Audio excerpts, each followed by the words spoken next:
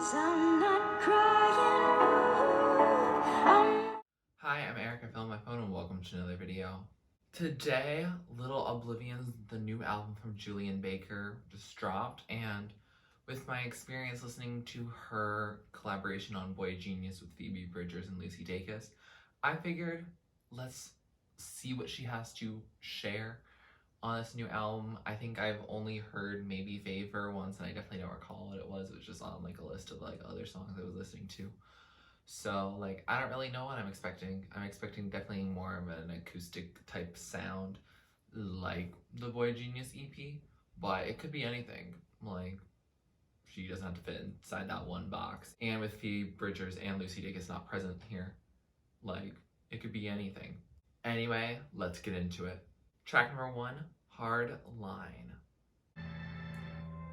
Oh, feels almost organ-like to start. The instrumentation here makes it sound very dramatic. Start asking for forgiveness in advance. Oh. Oh, it started picking up. Finally gets to be too much. It burns right through my stomach. Ew.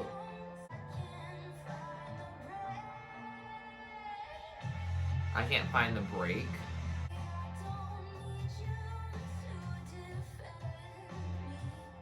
I don't need you to defend me. It's not so cut and dry. There's gray area. What if it's all black all the time, not black and white? Oh.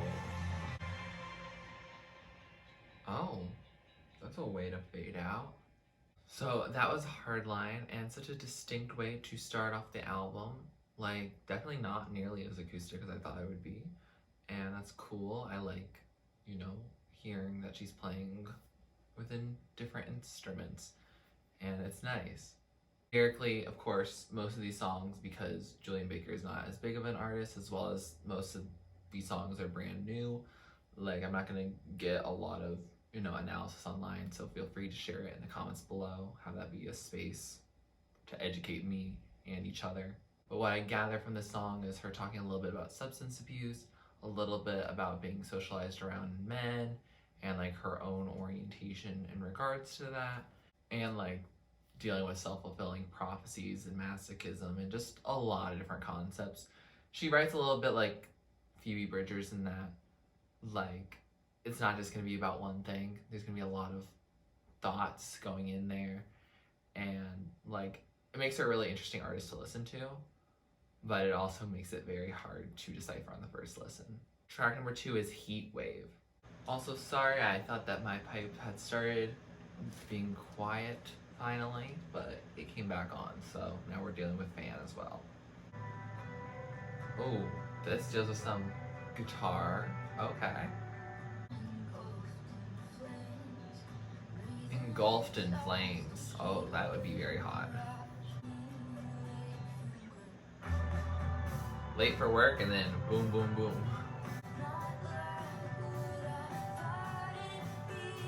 Not like how I thought it'd be. Oh, muffled vocals. You know I love a good muffled vocal. Oh, song already over?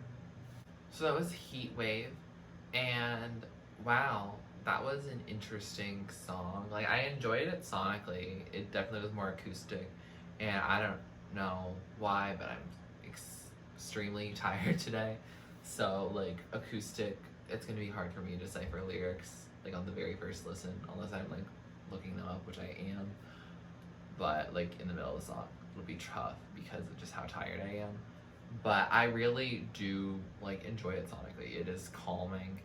Like, it's pretty dark in terms of lyrics about how she witnessed basically a car explode or heard about that, and that's what was keeping her stuck in traffic, and she was scared that it was gonna make her late for work because, like, you know, that's how tragedy appears to people who, you know, it's not really like directly affecting, that it is that like inconvenience for you.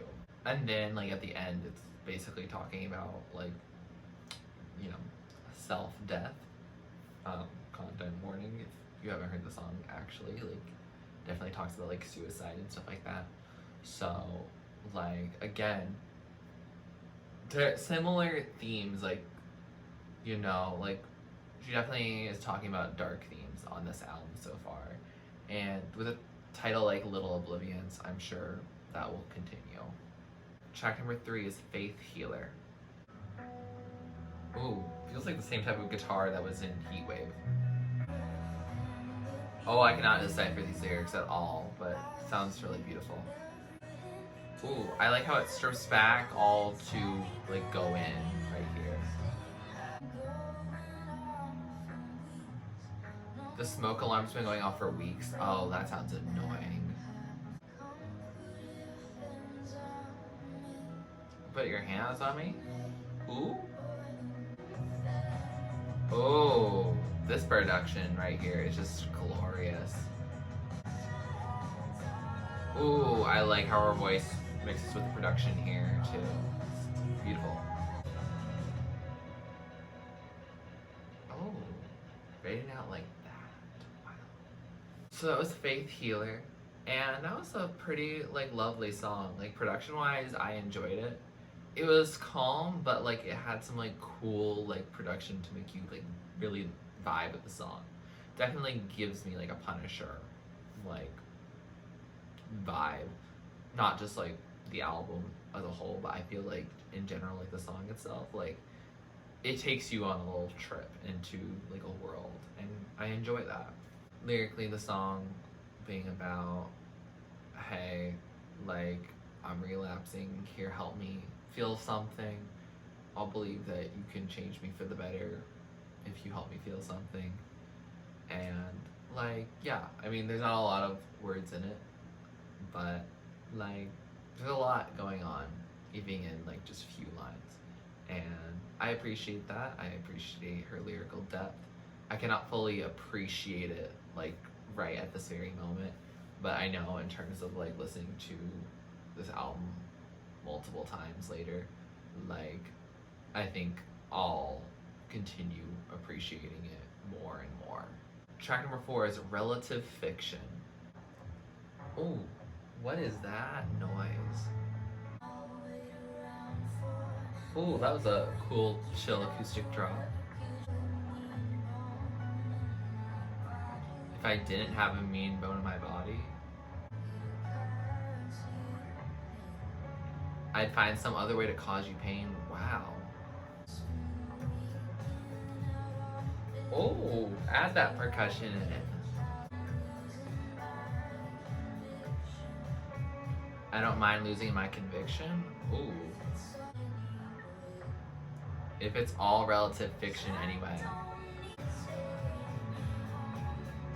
I don't need a savior, I need you to take me home. Oh wow.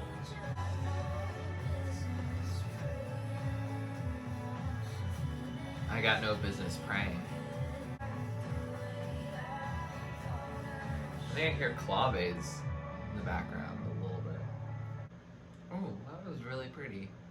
So that was Relative Fiction, and that was like lovely to listen to. Like sonically, very much enjoyed it. Like there was, you know, a cool acoustic feel. Like I noticed some claves at the end. It had some good percussion, good beats. Always a fan of that. And like the song basically is like an evaluation of yourself as like being a good person, which is cool and an interesting concept. Definitely had some religious imagery, like Faith Healer, you know, is obvious there, but like saying I don't need a savior, oh, I have no business praying. Like there's definitely religious imagery that seems like she's very much inspired by, and I think the relative fiction actually is what she's talking about in terms of religion. Like it's relatively speaking, it can be fiction compared to like these real accounts of people, and that's so interesting. Like, yeah, like I'm intrigued. Like, of course, we don't have a ton of analysis on this song yet, but I'm really interested to hear it because, yeah, I'm just overall pretty curious as to all the little intricate details of this song. And like there's a lot. It's the first 4-minute one on the album, so like it's chock full of some stuff. Track number 5 is Crying Wolf.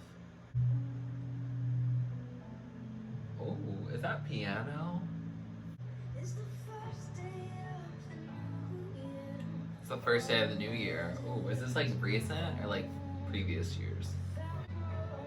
Oh, the piano is like moving me. Oh, they're having a guitar solo here. It's beautiful. I definitely don't know what the song is about, but I thoroughly enjoyed listening to it. Finishing similar to how it started. So that was Crying Wolf, and the song's beautiful. First of all, sonically, like, piano, yes. Ooh, like, she sounds good on a guitar, but, ooh, something about the piano there. Yes. But the song itself is basically about, like, the cyclical journey to sobriety and how, like, you can try to get better and then sometimes you fall back and you relapse. And she's like, oh, I'm not crying wolf. I am actually trying to get better. But people start not believing her anymore just because she's relapsed too many times. And that's really sad. And why is it just so hard to believe people? Like, especially when they say that they're trying to become better individuals for their own sake and it doesn't really affect other people. Like, that's frustrating. But, like, yeah, I definitely think the song is very moving, even if it's not something I personally dealt with. Like, it's definitely, like, a song that, you know, it's a sad bop. And, like, it kind of solidifies the sense that, like, alcoholism or substance use and, like, this religious imagery are, like, two major themes of the album. Track number 6 is Bloodshot. Ooh. The percussion here, I'm already enjoying.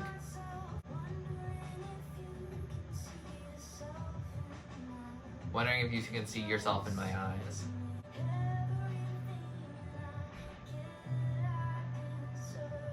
Everything I get, I deserve. Is that good or bad?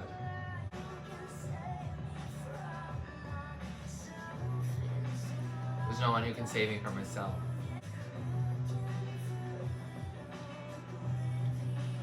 Looking for Little Oblivions, album title. There's no glory in love, only the gore of our hearts. I think that's on the album cover, actually. Oh, that beat, like leading up to that drop, okay. Ooh, this percussion right here does not sound like someone who's working an alternative acoustic. I love that, like, percussion making that vibrations happen. So that was a Bloodshot, and that's not what I normally would expect from Julien Baker. Like, it's not that indie acoustic folk vibe.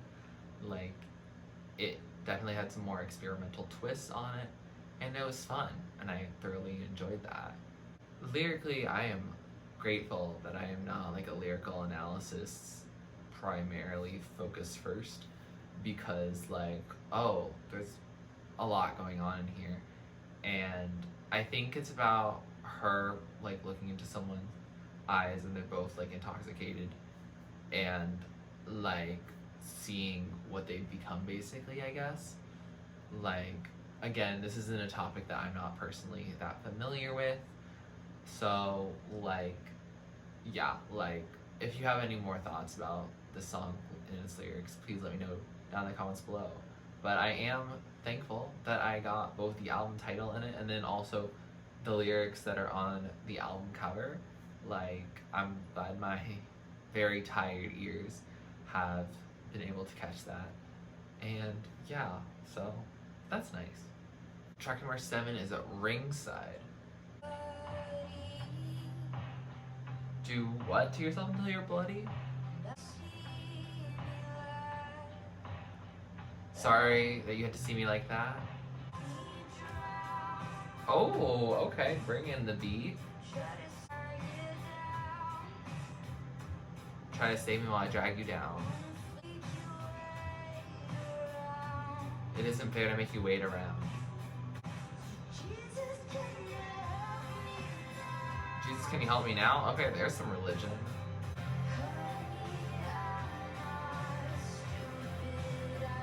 Honey, I'm not stupid.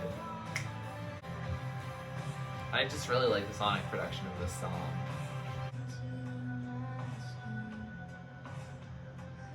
Dig your nails into my skin? Okay.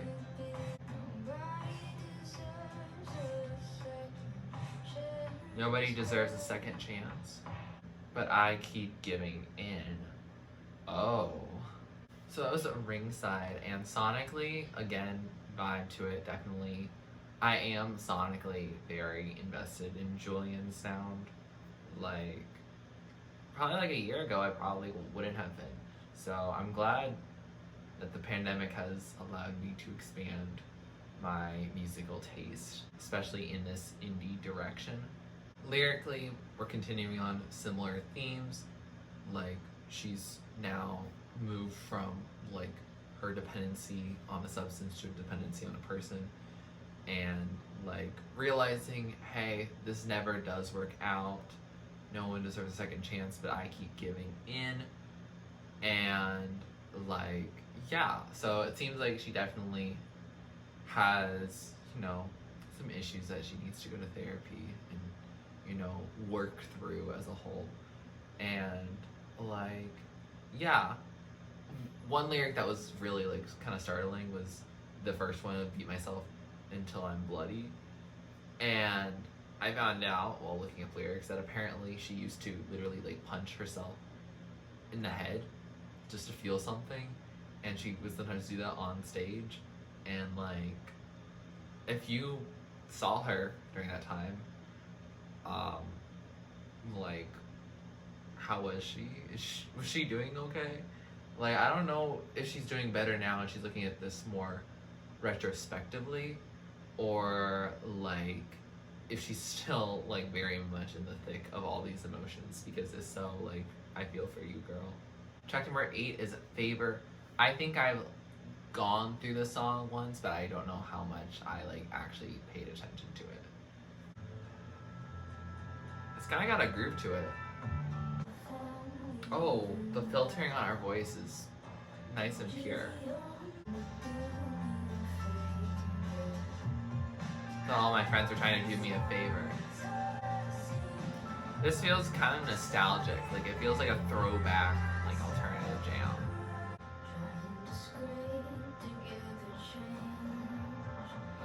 Trying to scrape together change. Oh, I love that image. Doesn't feel too bad, but it doesn't feel too good either. Oh, there's like guitar plucking and some other little outro-y kind of cool things. So that was a Favor, and like, even though I had technically heard it before, it still feels new to me. It still feels like I'm going to need to listen to it more to fully get at it.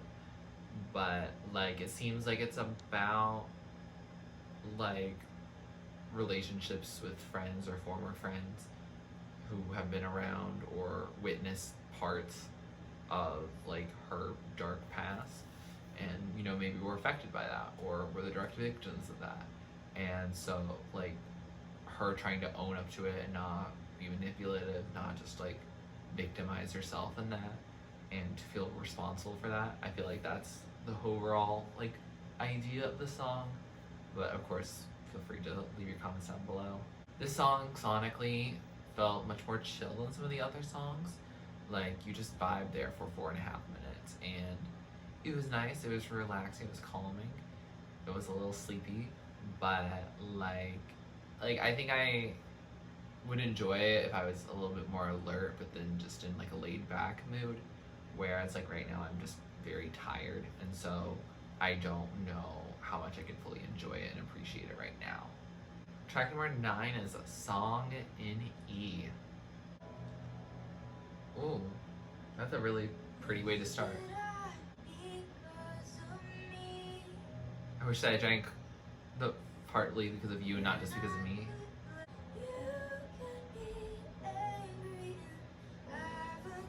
When you heard my name, you could be angry. This is so minimal.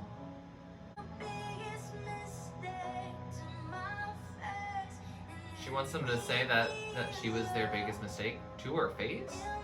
So it was a song in E, and like that was really beautiful. First of all, like sonically enjoyed it. Lyrically, going down some similar thoughts, like especially with Favor, like song in E being just about like I wish that like when I like failed and did something bad that you would punish me rather than like just have that mercy. It's the mercy I can't take.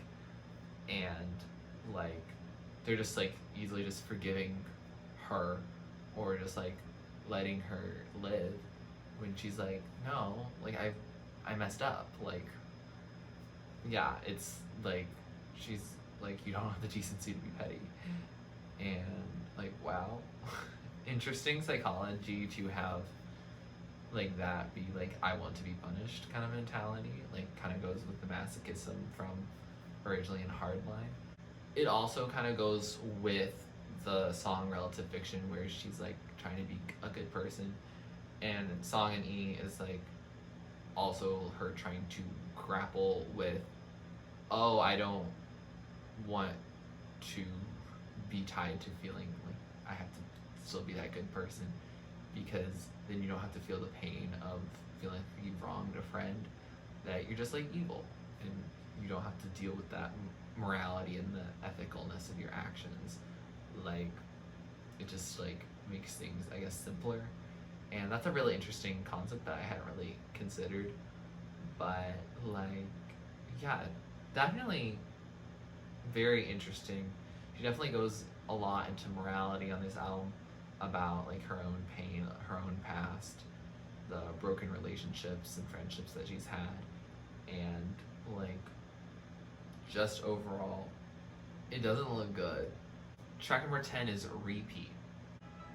Oh, feels kind of shiny. I'm still having difficulties hearing what she's saying, especially here. Doesn't matter what you tell me, I just need to hear you speak. Oh. Ooh, I like this production. We kind of went up-tempo. Club mix of acoustic indie. Okay. Ooh, that was an effect right there. So that was Repeat, and apparently the song's about her being on tour and like rehashing like some very emotionally charged stuff like on stage.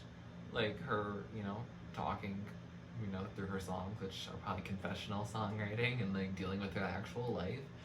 And so yeah, that's interesting. Like I remember, you know, listening to songs that are about like, oh, I've, you know, put my confessions into my songs and everyone listens to it now. But like I guess the difference is like when you actually are reenacting that trauma by singing the songs that you wrote about your trauma. And that's just so interesting, and I like that she turned it into a song because like it sonically is really lovely. I really like the beats at the end, especially. It's a fun time. Track number 11 is Highlight Reel. Oh, we're already starting with interesting production. Ooh, we got a beat. Okay. Oh, I like how they switch it up. Feels a little bit more unpredictable than I initially considered. Oh, switch up again. Ooh, she stripped it back. Again, another switch. Ooh, I like how we've morphed.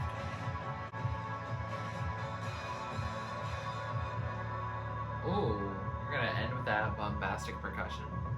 So that was Highlight Reel, and I enjoyed that song. Sonically, went through a whole like cluster of different sounds, and I liked all of them, so that's good. And it meant that we weren't starting where we finished, and I quite liked that. That was nice and enjoyable for me. And like I also just like enjoyed it lyrically as well. Like apparently like the highlight reel that she's referring to is about like all her mistakes, and you know, you have a crossroads of whether you like just stare at your mistakes and just like relive that trauma over and over, or if you extract like the lessons that you learned from that to try to become a better person. And you know, that like message kind of like as an extension of some previous songs, you know, about her being like, oh, I'm going to be like a good person, and I like, you know, actually changing for the better. Am I slumping into old habits? Like, there's definitely some similarities, and I like the consistencies throughout the album in terms of the messaging. Like, each song is about something slightly different, but like they do have stuff in common. It doesn't feel random.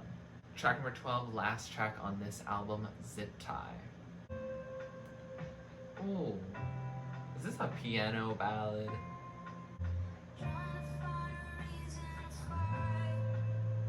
Trying to find a reason to fight? Well, she said zip tie, but I don't think I caught what she was talking about. Oh, I like the sounds here. Less piano ballad-y, but still cool. When you gonna call it off? Call it off. Oh, we're ending with this tapping. So that was Zip Tie, and lyrically, oh, it's referencing the zip ties that were used like against, you know, protesters last year. What?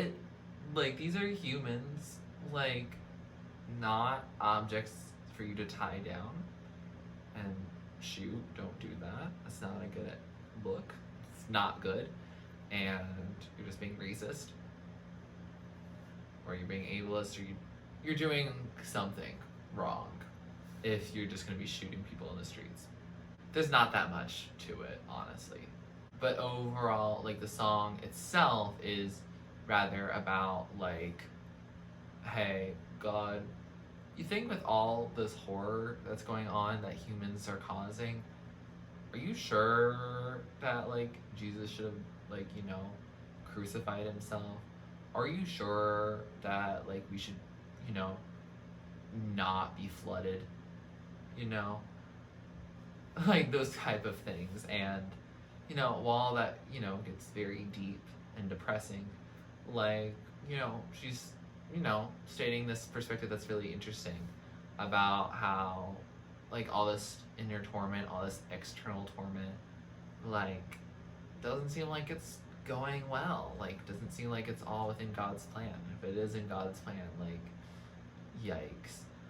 But like, yeah, it's a very interesting song to end the album. I get why she put it at the end, because it definitely has the most like external, like larger than her message to it.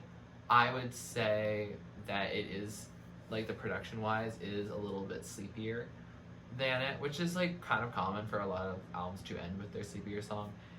For me, it doesn't end the album out on the most exciting note, but I think also for like the indie style, like, there's nothing that's trying to hit you too hard in terms of the production itself. Like, a lot of the hitting hard is with the lyrics, and definitely now that I'm hearing the lyrics, like, they are hitting hard. With that said, we have finished this album. I have to say, I need to listen to it again. Like, very much so. Like, my back is starting to hurt, and like, it's been kind of interrupted by people, you know, walking through the halls, slamming doors, cars existing, my pipe still being annoying, my fans still existing, and I'm just super tired because I just don't get that much sleep in this room, and it's really unfortunate. And like, so I feel like this album, like, first listen is like a you know, a casualty of that. It's gotten hit as collateral, and that's unfortunate. But I hope that with further listening, I'll be able to fully appreciate the album. I think it is a good album. It's not an album to listen to when tired. I think it is something when you want to, for a chiller mood, or when you're just in a general acoustic mood, but you're not trying to go fall asleep. Like, this is the album for you. Yeah, like, because there's a lot of interesting things that I think relate a lot to, you know, Phoebe Bridgers, or, you know, like these other indie artists or indie adjacent artists. And like, yeah, I think I will really like this album. I think one reason that it does hold me back is that a lot of it is not relevant to me. I haven't had a substance issue problem. I haven't really taken like that much reflection into pain that I've caused others, and obviously that means it's something I should, you know, focus on. But I feel like I haven't like gotten to a point where I'm that also depressed and thinking that everything is my fault. And so like I really appreciate her sharing her perspective and how she sees the world. We just don't have, you know, the same ideas, and that's totally like okay. And like that's like human for us to do. But like definitely I'm not in the place where I, you know, have thoughts about like self-harm or anything like that. Like I don't have a lot of the grown-up struggles that she deals with also. And so like I'm interested to listen to this album more. Like I think there's a lot of sonic appeal to it.